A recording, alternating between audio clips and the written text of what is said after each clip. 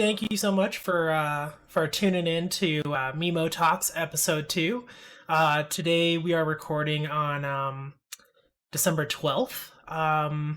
Joining me is Chey, as always. Cute to say hi, sorry. Hi, everybody. And also Sweet. Faust. Yeah. Hi, Faust. everyone. Great start to the podcast. Sorry, everybody. Oh, of course. Fantastic. We're professionals here. Oh, yeah, professionals. Well, some of us are. So Faust, you did not join us for the first episode. Do you want to kind of like talk about yourself a little bit? I did not. Yeah, sure. Hi, everybody. My name's FaustDaimos. I'm a variety streamer focusing mostly on crunker and horror games here on twitch.tv/FaustDaimos. You can also catch videos and unique content on my YouTube, as well as pretty much everywhere. If you can think about it, I'm in it, except for your heart. And he'll be there soon enough, trust me. He has a way of getting in like a parasite. I was going to say like a virus, but a parasite works too. I just wiggle my way in and boom, I'm in the hearts and minds of Americans, Canadians, people from India, all over the world. Mm-hmm. Before you know it, even Australians, Antarcticans, who knows? Them penguins need podcasts too, and we're here to deliver, right? Exactly. Yeah. Everybody's been warned. Consider this your one and only warning. Viewer discretion, listener discretion is advised. I'm here. Okay, he's a very nice man. Yes, I agree. And Chey, just remind everybody who you are, what you do, things like that. I am a professional organizer and studying interior designer, and I live in Seattle, Washington. Awesome. And then, of course, I am Memo. You guys are watching my podcast, MEmoFlakes, or MEmoTalks. MEmoFlakes is my username, which I'm available on Twitch. You can actually catch these recorded live if you follow my Twitch account. And MEmoFlakes just about everywhere: Instagram, Twitter, the good stuff, you know. So Wednesday we had a recording. We talked about a couple things. We talked about the COVID vaccine, which we plan on following up later when that's actually released among the masses. But we are going to talk about something kind of related today. The holidays. How are the holidays going to be a little different this year because of the COVID vaccine or the COVID pandemic? How are we planning on celebrating? I guess I'll start with Chey, because Chey, you live alone, right? Yes, I do. I live alone. And how are you planning on celebrating the holidays? It's kind of just going to be non-existent for me, honestly. I moved to Seattle 2 years ago by myself. I don't know anybody really up here other than people I've met through work, which obviously we don't actually meet, being that we're, socially distanced, we work from home. And normally for the holidays, I would fly down back to Las Vegas, where I grew up and the rest of my family lives, being that, it makes more sense for me to fly there versus 4 of them flying up here. And I have chosen to skip that this year for just the variety of reasons. I'm not really comfortable flying as it is. There's a lot of limited stuff going on. The rules here in Washington are very different compared to Nevada, and I would have to quarantine for 2 weeks and stuff like that. So I've just decided to forgo it this year and just do either Skype calls or FaceTime or whatever works. So your holidays are mostly going to be on calls similar to what we're doing right now, basically. Oh yeah, essentially, yeah. Pretty much for the most part, it will be purely FaceTime. Mostly, honestly, so I can see my nephew. My sisters and I talk, through text all the time, but he's younger, so he doesn't, text quite yet. Right. The only thing he really minds about phones are y'all got games on your phones? Exactly, yeah. So. Yeah, I mean that's pretty cool. It's I guess that's a nice way to keep in contact with people that you love and everything. So it's really cool. Are you guys like exchanging gifts? Are you like sending things, anything like that, or like do you guys even exchange gifts for your version of the holidays? We're all really boring. We don't normally do gifts. It's not really something we've ever done. What we generally do is each person picks one thing they want for everybody to order. So my younger sister's going to get me one item. My older sister will get me one item. Vice versa, I'll get them both one item. The only person that doesn't fall into that category is my nephew. We all spoil the crap out of him. He's going to get a plethora of gifts. Very luckily, because of the lovely shipping of Amazon, I was able to order him several things, and they've just been delivered to my mother's house, and she will wrap them for him, so he can still have the full gift experience without me being there, which is really great. That's cool. That's cool. Yeah. And Faust, so your living situation is a little bit different than Shay's. My living situation is a little bit different from both of yours, if I remember correctly. Yeah, so I have 3 kids and I have a partner, so there's a total of 5 of us in our house. And actually, my province has put out a couple weeks ago that you can only have 5 people per gathering. It was 10, they put it down to 5 because we have more cases, we have more people going to the hospital than we even did pre-lockdown when we did it back when everyone else was doing it. So because there's already 5 in our household, we can't celebrate with the rest of my family. I have a half sister, brother-in-law, nephew here in the city, as well as my parents. My partner's family is all in Alberta, so we can't do that. So that will be all via FaceTime. The grandkids are probably going to all go to grandma and grandpa's, not at the same time, because there's 3 of mine and 1 of my sisters. So mine are going to probably go over Boxing Day or something like that for a couple of hours and then come back. They'll do their Christmas kind of thing there with grandma and grandpa. But we'll have our Christmas kind of like quote unquote a first family Christmas, because now all of us are together. Now all of us are under the same roof. So yeah, it'll be nice. We get to set up our own set of traditions, as we've already kind of started. Just when it comes to gift giving, because Shay kind of touched a bit about that. But yeah, so I would say I'm a little bit of an antisocial kind of person, which is kind of weird coming with the territory of being a content creator. You know, I would personally rather, interact with somebody over Discord or over FaceTime or something like that than be in the same room as somebody else. So that this is That's no gross. big deal for me. Yeah, exactly. I totally feel that. We'll discuss, I think that's an interesting topic that we'll get to in just a little bit. But something that you had brought up that I actually haven't really considered is like local restrictions. Yeah. And I know that that's kind of like in the forefront of most people's minds. It's not on my mind, only because it's not like I'm ignoring it. I actually work from home. I stream from home. I very rarely I don't use my own vehicle for anything. So I'm basically at home all the time. So like the different types of like restrictions are like not something that I typically think about. And while you were saying that, I was like looking it up, because I do know that Colorado, where I live, is currently at level red. And I was just kind of like seeing what the like restrictions were for level red, and I don't see even like a gathering thing at all. But it does say that you have to be home before 8 p.m. and I didn't even know. Oh, really? There's a curfew. Yeah. Interesting. Yeah, maybe just to prevent people from partying. So Memo, basically Maybe. what you're saying is that since you live your life mostly at home, when they're all like, at after 8 p.m. you need to be home, no gatherings, you were just like this. You're like, okay, that's cool. Yeah, I'm like, it's just, this doesn't affect me. Have fun, everybody else. No, absolutely. Yeah, I very rarely leave my apartment. I'll like go like get groceries, but like sometimes I'll even just like have them ordered, like, delivered to my apartment. And I have been doing that ironically since before the pandemic. So it's just like I'm like set. Delivery is like a godsend, to be perfectly honest. I hate going out. I have to work outside of the home, and I'm just like, oh my god, do I really? Do I have to? Because I work inside of a mall, so I don't want to say it's a ground zero, but it's definitely like, if you're going to catch it, you're going to be where a bunch of people are either A, not socially distancing, B, not wearing masks appropriately, or C, both, or D, there's just a boatload of people, and it's just like, thank you, please, by all means, cough some more. Yeah, it's definitely something that is becoming much more like the forefront of people's thoughts, and and I don't even experience it. And I actually think about it a lot, is how little like care there is given to retail workers.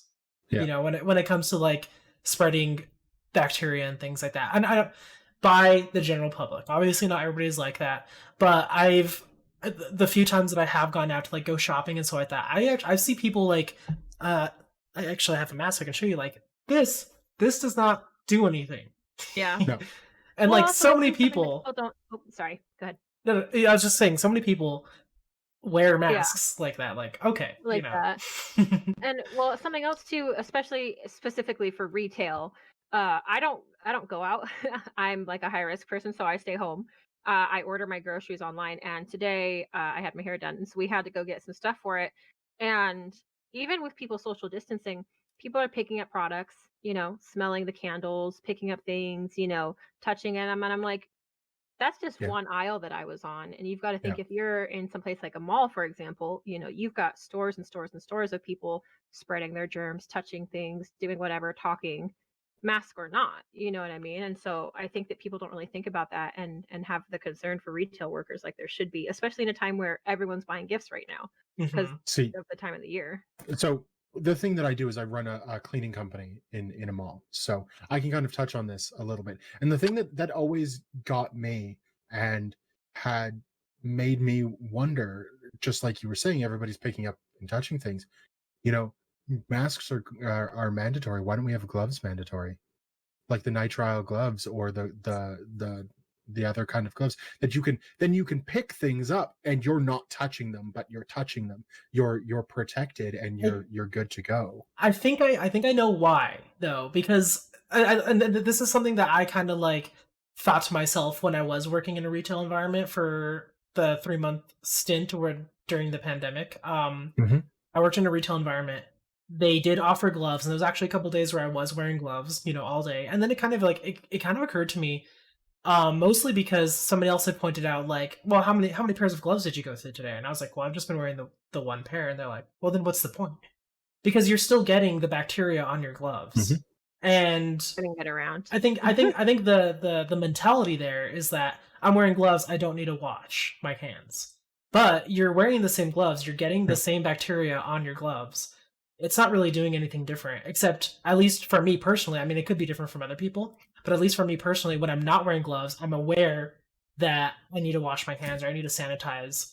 Because I mean, like we were making sure that everybody who came into the store was sanitizing their hands. And Yes, 100% of the time, if people came in with gloves, I'd be like, hey, can I sanitize your gloves? And they're like, I'm wearing gloves, so I do need to sanitize them.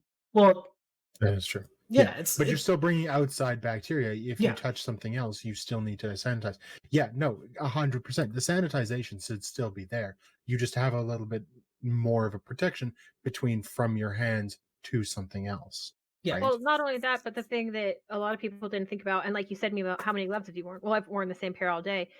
If you're not wearing them all day and you're changing them as you should be, right? We've created a glove shortage. Yes. Just like when the pandemic started and we had a mask shortage, hospitals right now are already running low on gloves. And like, for example, I got a tattoo a few weeks ago, and she had said that they've raised their prices because the cost of gloves has gone up so much. And obviously, Yeah. as a tattoo artist, you have to have gloves. Like that's not Mhm. an option. I mean, It unless is, you're being no. unsafe, but you know what I mean. So, and she had mentioned, she's like, "Hey, I just want to let you know, like we're charging $10 more, and it's just to help cover the cost of all of the cleaning supplies and the gloves because they're so expensive, and we can't order a mass quantity anymore. We have to order a Yeah. small amount because they won't let us buy more."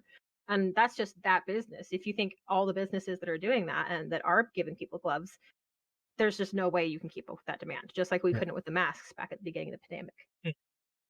Yeah. But So in the beginning of the pandemic, sorry to cut You're you fine. off there, Memo, but in the beginning of the pandemic, we weren't prepared, right? Oh, not at all. So Yeah. we had the shortage, and then everybody's like, oh, we have to up production.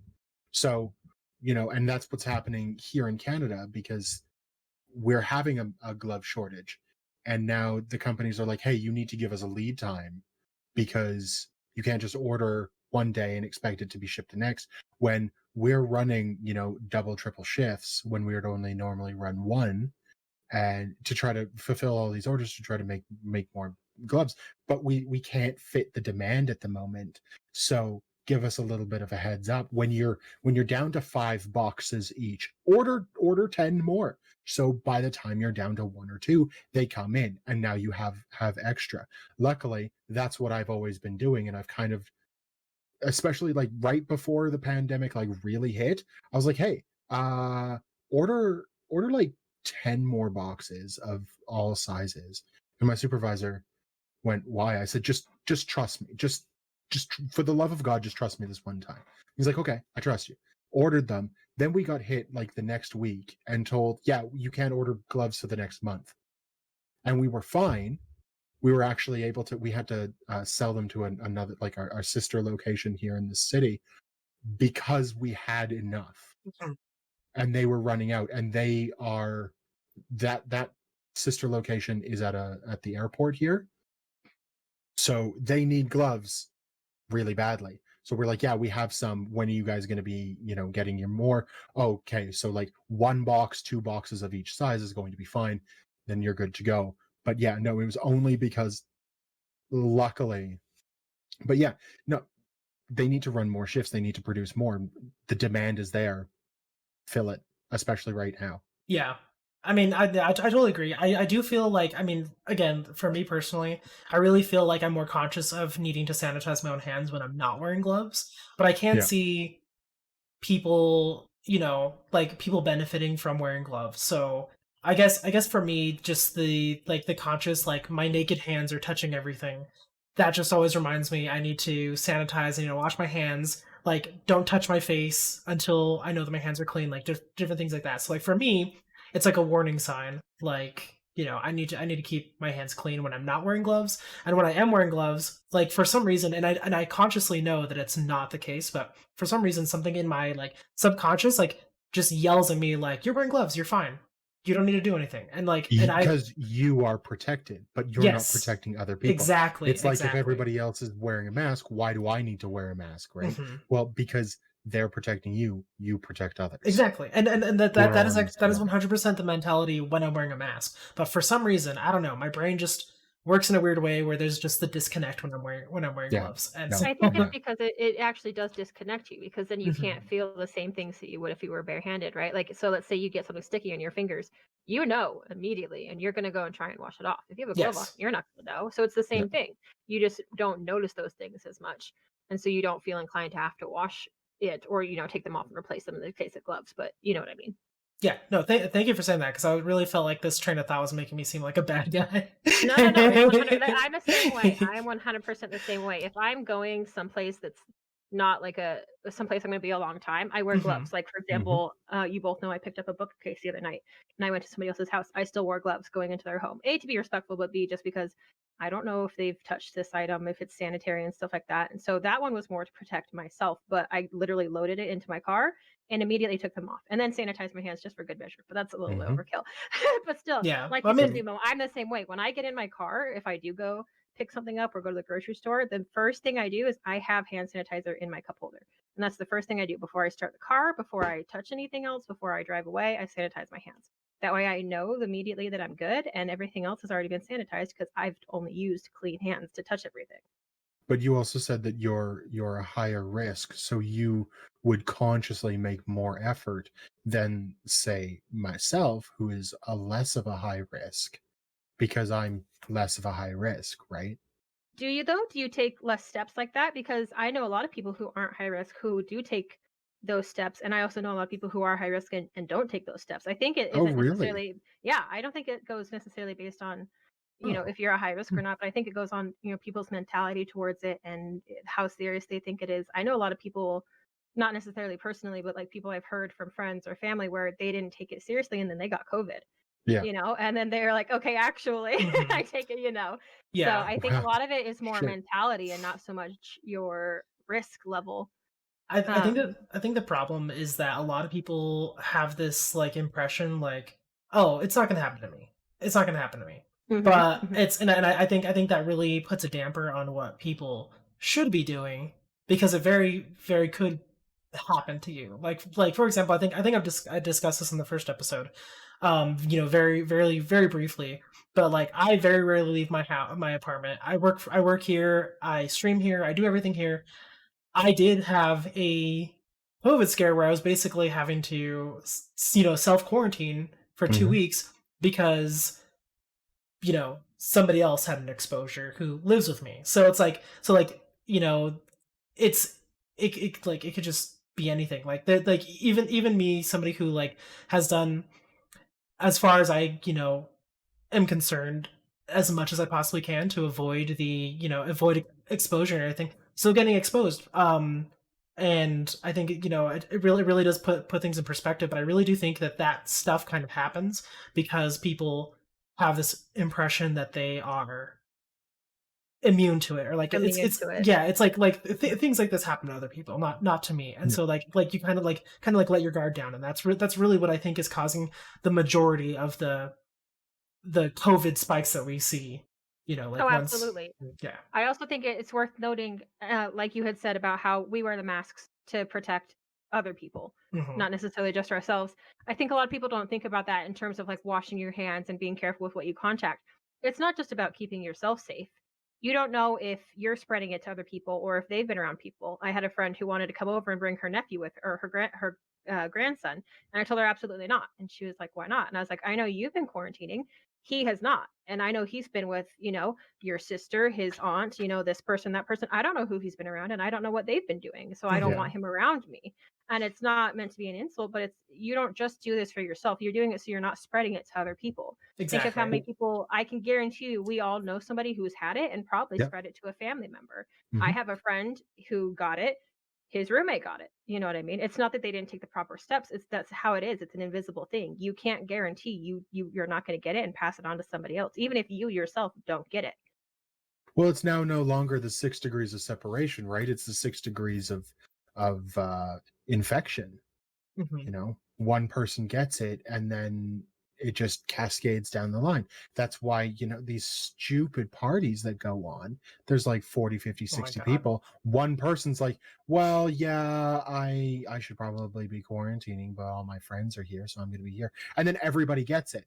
And then everybody else gets it. I mean, we had a dentist retreat that happened just before the lockdown that kind of triggered the lockdown, if I remember correctly, out in BC. And all these dentists from all over Canada went, and one person had it and got like 90% of them sick. And what then were they all doing? went back. They were having a convention. They were talking about, I don't know, teeth, whatever dentists talk about. They had to suss out teeth. Like, just kidding. It's like it was just a gigantic game of Among Us, because they were trying to figure out that one guy that didn't want to do the Colgate sponsorship or whatever. Oh my gosh. 9 out of 10 dentists agreed. There's that one guy. One's the imposter, right? Trying to track him down. There's an entire they're just all being like, okay, I think Dr. James over there is the imposter. Just watch. He's go up to him sus. with this and be like, hey, so Colgate, huh? Like, let's see what he says, right? If he's the imposter, he can't touch it. But if he's not, then vote him out, right? So it went, and it actually, my children's mom thought that she had got it because the dentist in her small town was at that convention and had it, and she was serving him drinks because she works at the local restaurant. And he was serving patients and dealing with patients up until he was quarantined and tested positive. Yeah, in their mouth. And I'm like, are you insane?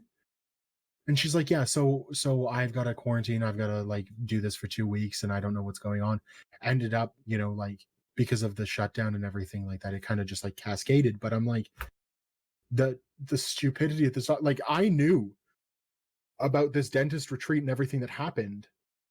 And I was telling her about it, and she's like, oh, yeah, our dentist went there too. And then the next day or something like that was like, yeah, so our dentist tested positive for COVID. And I was like, what? And she's like, yeah, so I've got to go get tested because I've been serving him coffee 3 days a week when he comes in the morning. That's wild. Yeah, it was insane. Wow. See, that's what people don't think about. So let's say that one dentist did have it, right? He gave it to her. And because nobody knew until it was too late, she spread it to 5-10 guests over the course of those couple of days, and then they go home and they spread it to a couple people. That's why so many people are getting infected. People are like, oh, it doesn't make sense. It does. It's the snowball effect. One person turns into hundreds because you don't know, and by the time you catch it, it's too late. You've already spread it to other people. I mean, like, exactly. Games and movies like Resident Evil and stuff like that show how it's one patient, and then one patient gets it to like 2, and then the 2 get it to like 5, 6, 8, right? Like, it just, like, like you said, it cascades. All you need is one to infect at least one more, and now there's two infected going around infecting people, and then there's more going around infecting people. And the thing with small town, I live in Saskatchewan, Canada, so the thing about small town Saskatchewan, and I don't know how true this is for small towns in the States, but they don't just go to one small town.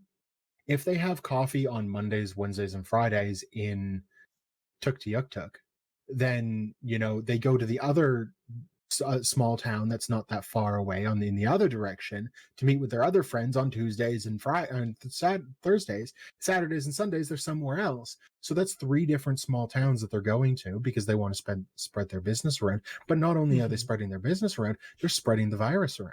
And then those people also go down or up to like the 2-3 major cities that we have in this province and infect more people because that's the only places that you can go.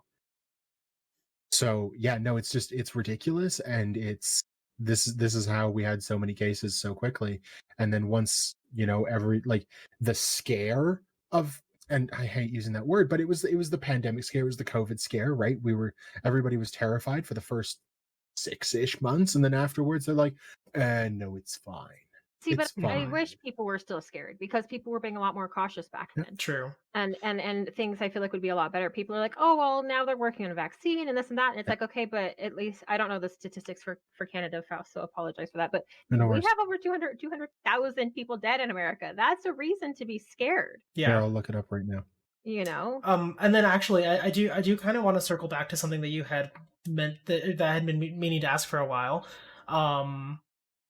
Faust, you work for a cleaning company, essentially. Yes, I do work for a cleaning company. Yes. How has your has there been process changes since the pandemic? 13,000 dead. 13,000. Wow, I mean that's still a lot in the entire of Canada. Yes. So as soon as like COVID became a big thing, and it wasn't just going to be like another strain of the flu or another cold, right? COVID-19 became a thing. I think it was March 7th. We got all directors, and that's my title, I'm a director, got sent a pandemic checklist, a memo. Like it was a 25-page thick document that I printed out and I put in a binder, and I pulled my supervisors in because I've got 2 supervisors during the day and 1 at night, and I pulled them all in and said, look, read this. It says that it goes into effect in a week from now, so like the 14th or something like that. I think it was the 13th. That was the Friday. And I went, we're doing this now. I'm ordering this chemical now. It will be here tomorrow. You get the stuff ready, you get it ready to go, you brief your people. If they have any questions, they can come to me if you don't have the answers. But we're doing this now. I'm not waiting until it's later. We're sanitizing, we're cleaning, we're making sure everything's good. Here are masks, put them on, give them to your people. Change your gloves often, because they weren't really before. And make sure that we're good to go. Because if somebody asks us what we're doing, you and your people and me, we will all be able to say, this is what we're doing. And it's the same thing across the board for the night shift, for the day shift, for the weekend shift. It's all good. We're good to go. Get it done. And so that day, I guess it would have been the 6th. It was Friday, the 6th. That day we had it all ready to go. Monday, the 9th, 8th. The chemicals came in, we gave them to the people, and from that day forward, we were good to go. I got asked to come in for a big meeting with all the heads from the mall, and they asked me, Faust, what are you guys doing? And I said, look, we've got this. This is what we're doing. This was sent out. My boss was on the line as well, and she was saying, yeah, and it's supposed to be coming out into effect this Friday. And I said, actually, ma'am, I just want to say we've put it out today because I don't want to wait until Friday when you've given me all the tools to do this. I want people here safe now, not Friday, now. So I have a question. Yes. Me? So or you, yeah, sorry, okay. You specifically. Memo, if you have an answer, I'd also love to hear yours as well. Okay. But so when we reopened slowly after the initial shutdown and lockdown, I'm not going to name what business, but I worked Mhm. for a local bridal shop at the time. And we had a lot of similar things like that where we changed a lot of what we normally do. Obviously, you're coming to buy a wedding dress. It's for the most important day of your life, blah, blah, blah. And specifically, the thing that we got the most backlash on was we limited to you and 2 guests. Whereas normally, prior COVID, you could bring 20 freaking people if you wanted. It's your special day. Bring them in. Let's get you the dress. And Mhm. we had a lot of people either say that they weren't going to purchase a dress from us or that they would, postpone their wedding until later because they wanted more than 3 people. And my boss in particular, I don't know about other stores, but she was very strict on it. People would try and book like 3 appointments, right, at the same time. Oh, me and these 3 people are coming, and then these 3 people, they'd all try to sit together, and we were like, no, no, no, no, no, no, absolutely not. We were very strict on it. And we got a ton of backlash, and I was just shocked at how many people were just so angry that they weren't allowed to touch the product. People would come in and just want to walk in. We wouldn't let you in if you didn't have an appointment. And people would be like, oh, well, I just want to browse. And I'm like, absolutely not. You are not allowed to touch your product. Once you touch something, I have to go steam it. And these dresses are like 15 layers. They're heavy. No, you're not Mhm. allowed to touch it. And the amount of people that we had just freak out over it were just ridiculous. And again, I understand, like, it's your wedding dress. It's very important. But I was just continually shocked by the backlash. And I just wondered if you got any of that with what you do, or again, Memo, if you dealt with any of that I because the cleaners we're contracted by the company that owns the mall, that runs the mall, so we aren't the eyes and the ears and the people on for the company, but we're kind of like the only people apart from guest services that people really see that they go, oh yeah, they work with the mall, right? So yeah, we would get, well, why are you guys not doing blah blah blah? It's like, okay, sir, ma'am, these are the things that we're doing. This is the timeline in which we're doing them.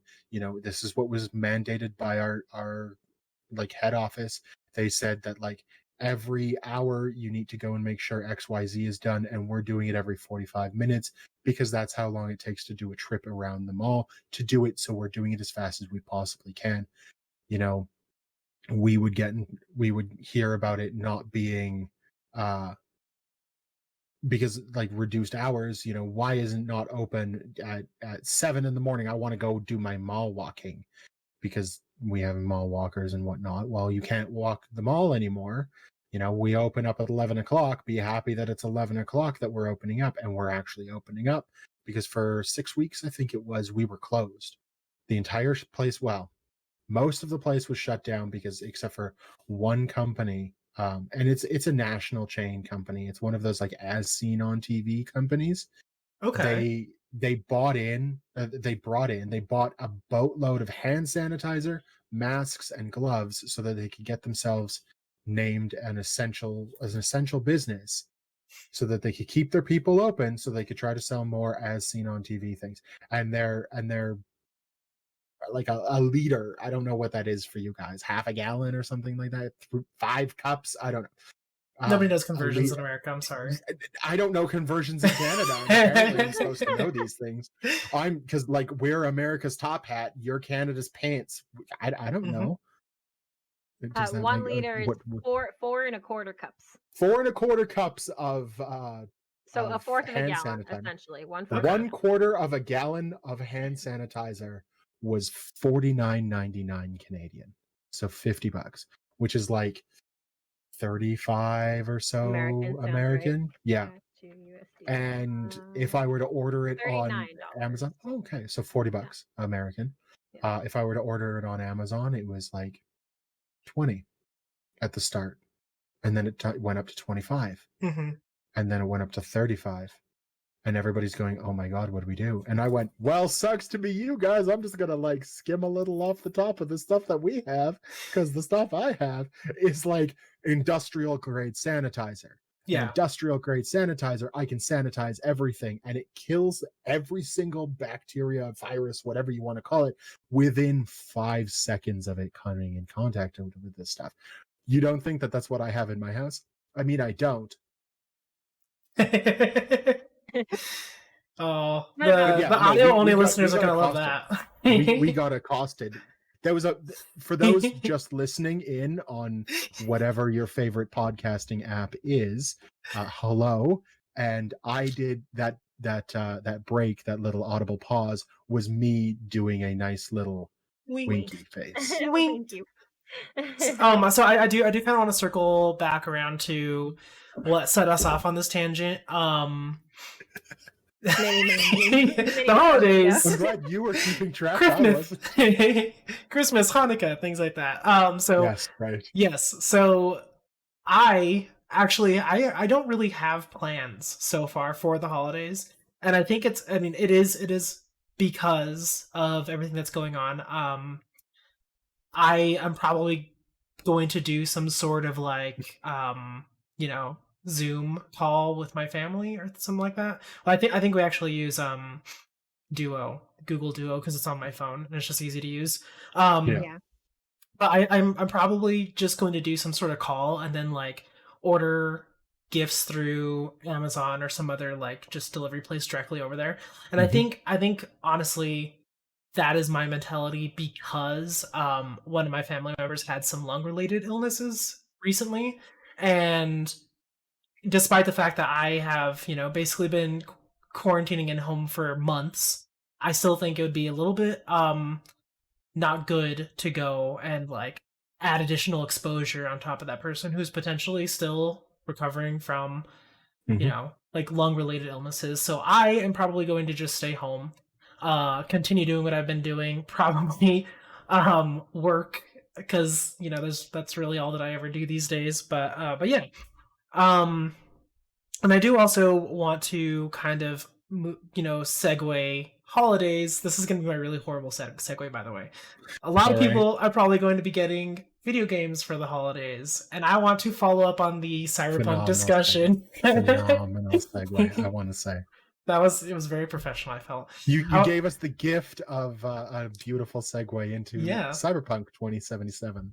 So he's not wrong though. A lot of kids, especially being that kids are home now so much, are going to be getting video games, and of Cyberpunk course is undoubtedly going to be one of the most sold for Christmas. It is probably the biggest hyped game of the past couple years. I know that the delays. I wasn't unfortunately able to be part of the first podcast, so I don't know if you guys touched on this or not. Please feel free to roast me in the comments for not watching the podcast in which I'm guesting on. Oh no! I was here for a little bit and I was doing some of my own work. We're actually going to roast you right now for not listening. Let me be roasted in the comments below. How dare you? No, sorry, go ahead. So I know that there were a few delays for Cyberpunk 2077. There were a lot of delays. If it would have come out, I'm more thinking about the one that happened in October than the one that happened in November, if I'm remembering correctly. Yes. That pushed it into December, that made it more of a holiday game, that made it almost better for them, in my opinion, when it came to, hey, it's only going to be out for a couple of weeks before Christmas comes. Mom, Dad, can I have Cyberpunk 2077 for Christmas? I promise I'm not going to make the biggest, I apologize, biggest mommy milkers anime tittied waifu here on 2077. I'll keep it down to a double D at most. Yeah, respectable. Yeah, wink. So is that better for you podcast listeners that you can't see my face? So it's actually kind of interesting. You said that you think that pushing it into the holidays was better for Cyberpunk. I feel like that may have been a double-sided blade. And I have been playing Cyberpunk. I've streamed it a couple times. And we're gonna kind of get into my impressions. Jump into how were you with the DCMA copyrighted free music? I know that there was a little bit of a, hey guys, watch out, you have to mute your audio in there, like, or your game music, because even the copyright free stuff, people were still getting hit.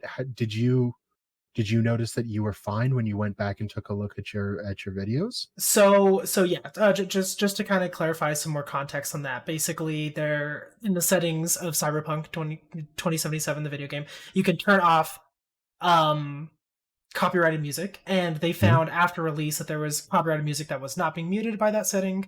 I didn't realize that when I was streaming.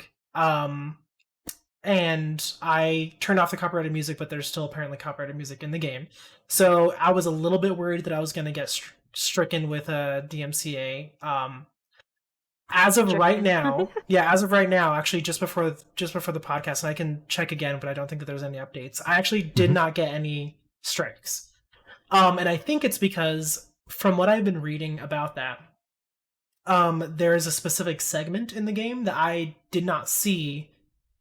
That had the copyrighted music that was coming through, and it was also some of the songs that came up on the radio, and I wasn't on my stream. I got in my car one time.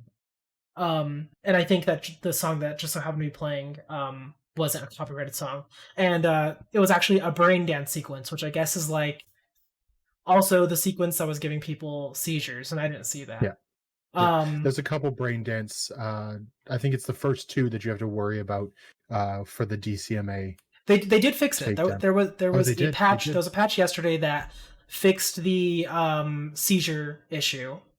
Basically, what was happening is at the beginning of the beginning of the brain dance sequence, which I don't know what it is yet because I haven't experienced it in game, but like your character would put on like VR, like a VR headset essentially, and there was like flashing red and white lights inside of the headset, and like it's a first person game, so like you basically like seeing this, then like put this in, and like the flashing goes on for a second, and then I don't know, the brain dance sequence commences from there.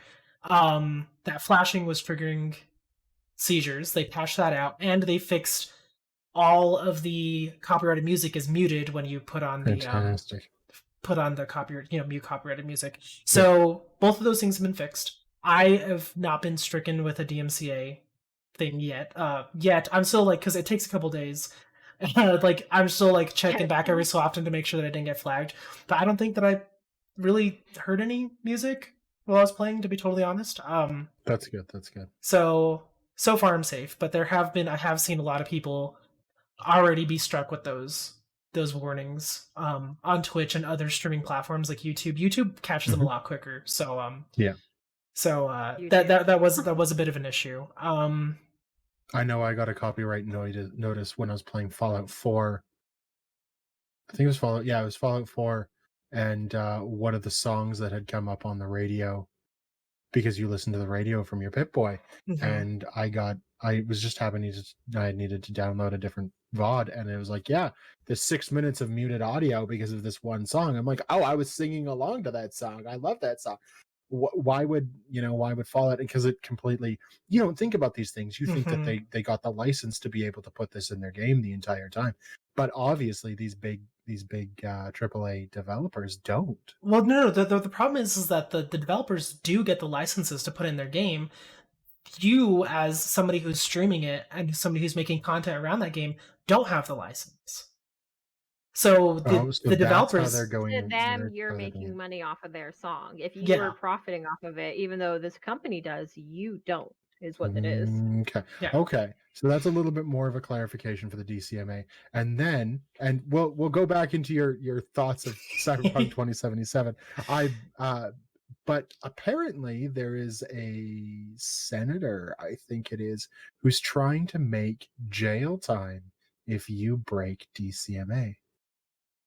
And he's being paid. Yes, serious. I can look up while Memo is talking about his views on 2077.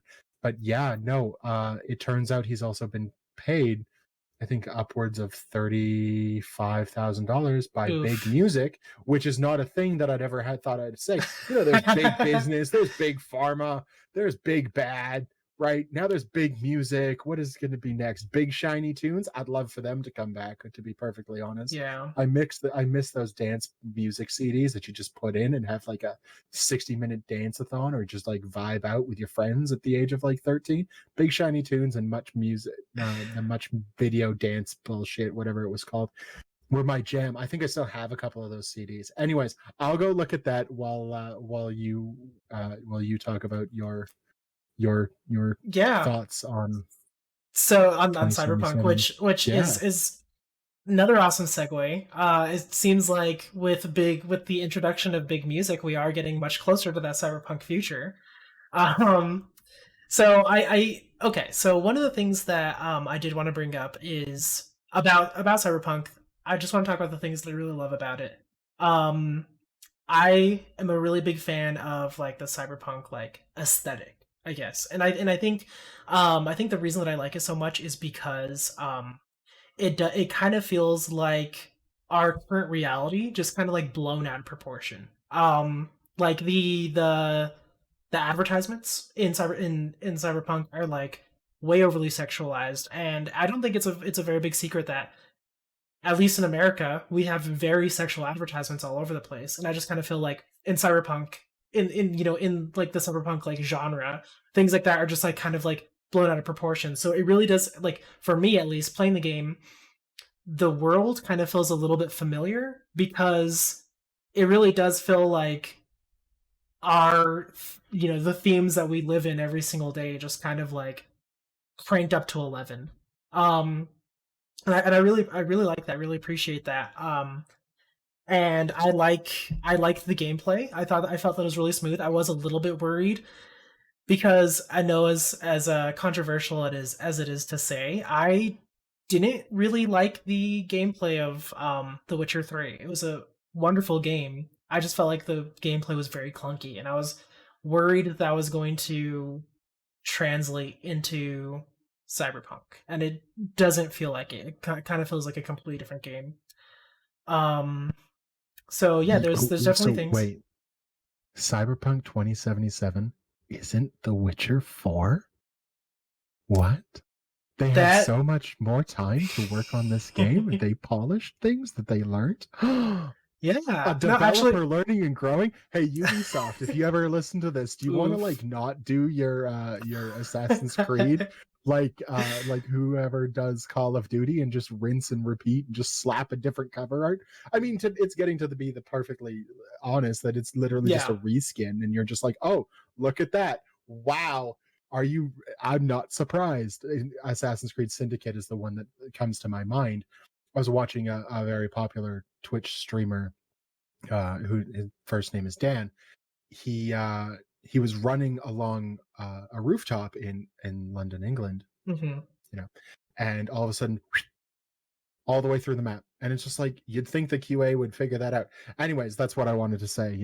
But now that you've got me, that this is like The Witcher 2077, I'm waiting for Yennefer to come out of one of the back alleys and be like, "Hey there, punk, want a brain dance?" And I'll be like, "Yes, Miss Yennefer. Let's do it. Where would you like me to be? At what time would you like me? I'm free from now until whatever, whenever you want me." So yeah, and actually, possible connection between The Witcher and Cyberpunk. So Cyberpunk could very well be The Witcher 4. It is. I don't want to talk about it. I guess it's kind of well known at this point, especially if you're a fan of The Witcher. Spoilers ahead. If you don't want to listen to spoilers, it's not a spoiler. It's about 3 minutes. No, it's not a spoiler. Stop saying that. It's an NPC that you can run into in game, and it's literally Ciri from The Witcher. Actually, that's fantastic. Yeah, is her name Ciri in the game too? I haven't run into her personally, but yeah. So basically Ciri, because in the story of The Witcher 3, I don't think it's spoilers because it's a really old game at this point. Not really. You haven't played it by now. You're not going to. Come on. Yeah, I'm not going to, and I haven't played it.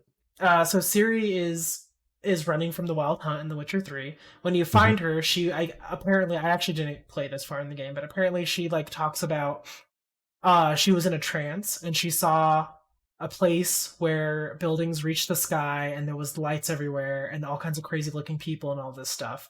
And everybody, now that Cyberpunk is out, it's like, and there's an NPC that's basically Ciri. They're like, oh, she actually traveled to the future and was in Night City. And that's like a connection that they've made to the two games. Again, I haven't personally seen that. Huh? Go ahead, Faust. I was just saying that's fantastic. Like, I want a CD Projekt Red cinematic universe. Thank you very much. Don't have standalone things. Here's The Witcher. Here's Cyberpunk. No, smash them together. What do you get? The Witcher Punk 2077 Wild Hunt. Like, let's do it. Let's go. What else can we smash in there? Oh, while you're in VR, you want to play some Gwent?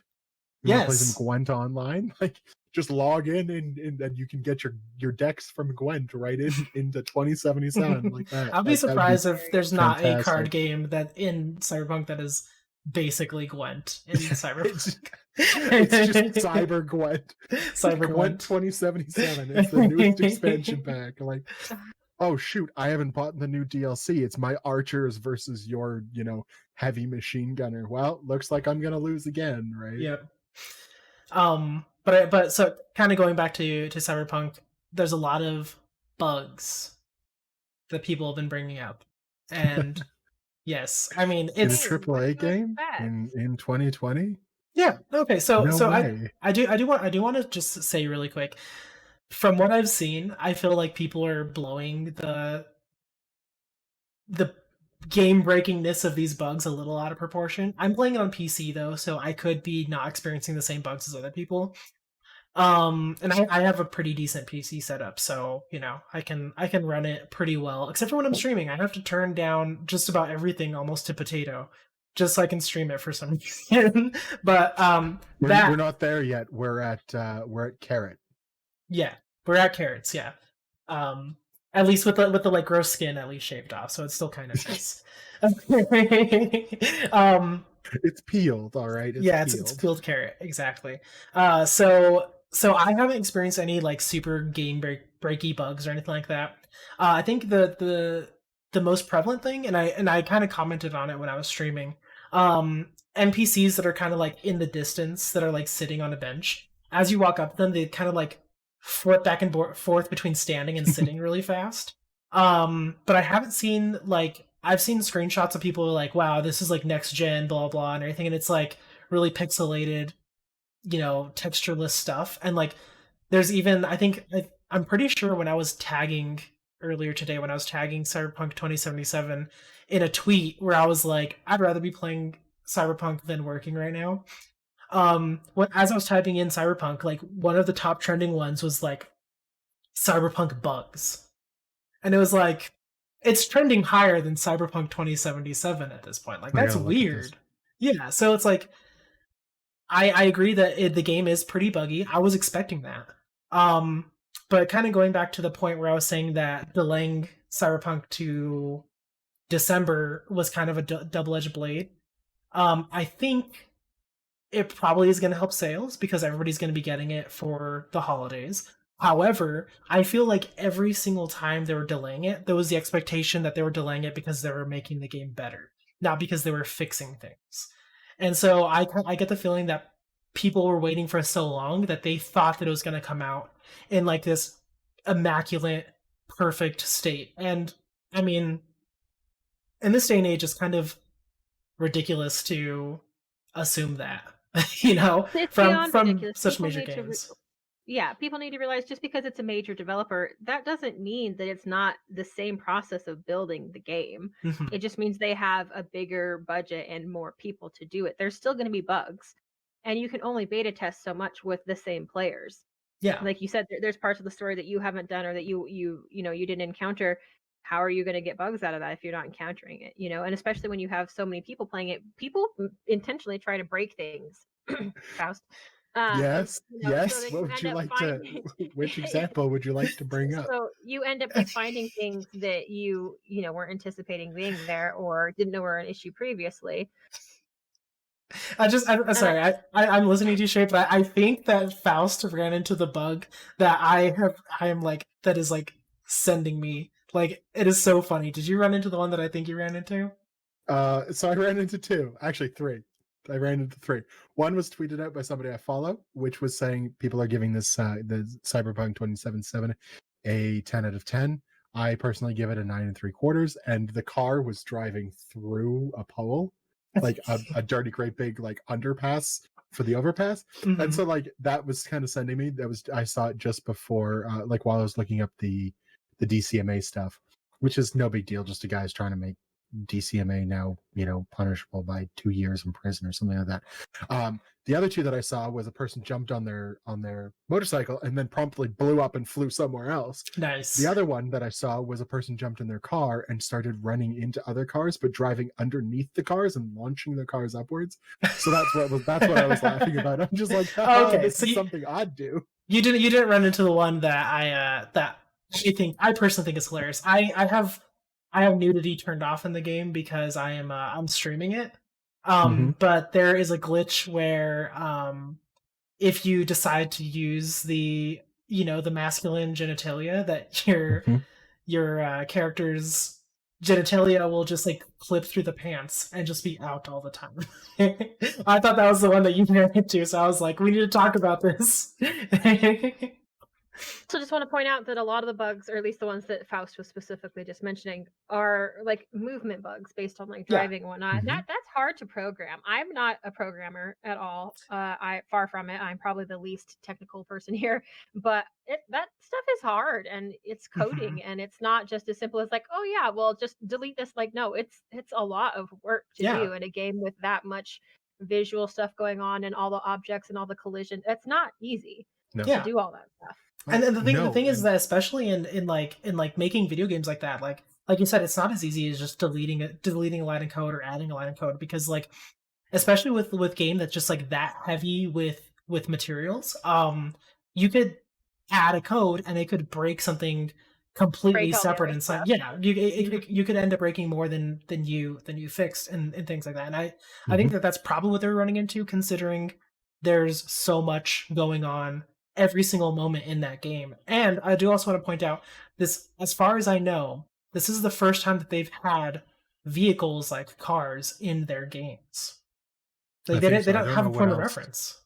I don't know what else CD Projekt Red has done apart from the Witcher series. So, but I'm looking it up right now. The Witcher does not have cars. The Witcher has horses and buggies and, well, horse-drawn carts, I guess I should say, and other things to ride, Yennefer, and continue on, right? So, like, of course, they're not going to get into some collision things apart from Yennefer, like cars, because you're not going to have car collision in scenes. In The Witcher. So okay, so really quick, I just want to run down the list of games that CD Projekt Red has made. Okay. 2007, the first game came out, The Witcher 1. Okay. 2011, their second game came out, The Witcher 2. 2014, The Witcher Adventure game. 2015, they actually had 3 games come out that year. The Witcher Battle Arena, The Witcher 3 Wild Hunt, and The Witcher 3 Wild Hunt Hearts of Stone. 2016, they come out with Blood and Wine. 2018, they came out with Gwent, The Witcher card game, and Thornbreaker, The Witcher Tales. And then finally, 2020, Cyberpunk 2077. So they've literally only made The Witcher, which is like pre-Renaissance, I guess. Like, it's fantasy game. It's definitely medieval times, yeah. Yeah. So to like jumping ahead thousands of years to Cyberpunk, they basically had to make this game, I would assume, almost completely from scratch. That includes car collision, because cars work different than horses. Nope. Yeah. Yeah. Just slightly, horses just as they keep going. Exactly. Arguably, they work different. I mean, they both have horsepower. But all right. Thank you very much on that terrible joke that I did not make. Yeah, I made that terrible joke, and I'm proud of it. Feel free to, once you're done roasting me in the comments for not being here or watching the first episode, please feel free to roast MEmoFlakes for making it terrible. Drag him. Drag me. Just kidding, don't drag me. I'm so sensitive. For filth. The library is open. Let's get our reading glasses on. Okay, so we're almost out of time, so I am gonna kind of switch gears again real quick. I guess we didn't discuss this. It was the first topic that I had in the document that I kind of skipped over because I was like, I'm gonna move it to the end. Did you want to do that, Faust? Which one is it? I don't remember. I'm going off the cuff. Oh no. It was we were gonna talk about your streaming and. Oh, are you talking about my super secret thing that's going on? Yeah, if you wanted to. We do. Okay. I know we didn't really discuss it at all. Do it next week. No, do it next week. You want to do it next week? Actually, we'll do it. I'll do it in 3 sentences. How does it that? Okay. Yeah, let's do this. All right, so there's been a total of 2 hints that have gone out so far for what is my secret project that is going to completely turn an entire genre for a game of content creation on its head.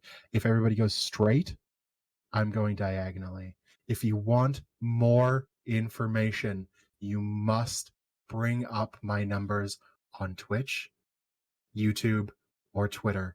Once I hit 100 mark on any of those, the next 100 mark, I will be releasing another one until the game is ready to go. Sorry, did I say game? You did say game. I did not mean game. Trust me, that was not a hint. I screwed up. The thing for the game. The thing for the game. Thing for the game. Okay. The thing for the game. The beauty of that is that Faust is a troll, so no one knows if he's trolling or if he actually didn't mean to say it. Wink. Don't put any weight in what he's saying. This could all just be fake. We don't know. This could all be conjecture. So I mean, by all means, do what you want to do. If you want more hints, do more things. Yeah. Engage more with me. Mm-hmm. If you don't want more hints and you want to just sit on your hands and you want to be blown out of the water with the thing that's coming, then by all means, just sit on your hands. But I just want you to know that the place to be for the most up-to-date content is either Twitch, Twitter, or YouTube. And that's all I'm saying. Okay. That's all I'm saying. Thank you so much. Thank you. Thank you. And for the record, people who are listening, if you want to interact with FaustDaimos, that's spelled FaustDaimos, I will be putting it in the description of this video so that you can connect him a little bit easier. But on that note, we are actually running out of time. We already talked about where you can find Faust. You can find me, MEmoFlakes, on Twitter, YouTube, Twitch. So don't hesitate to follow, subscribe to the podcast so that we can continue bringing you really awesome content like this. Thank you so much for joining us, Chey and Faust. Have a good night, everybody. Bye. Bye, everybody. Bye.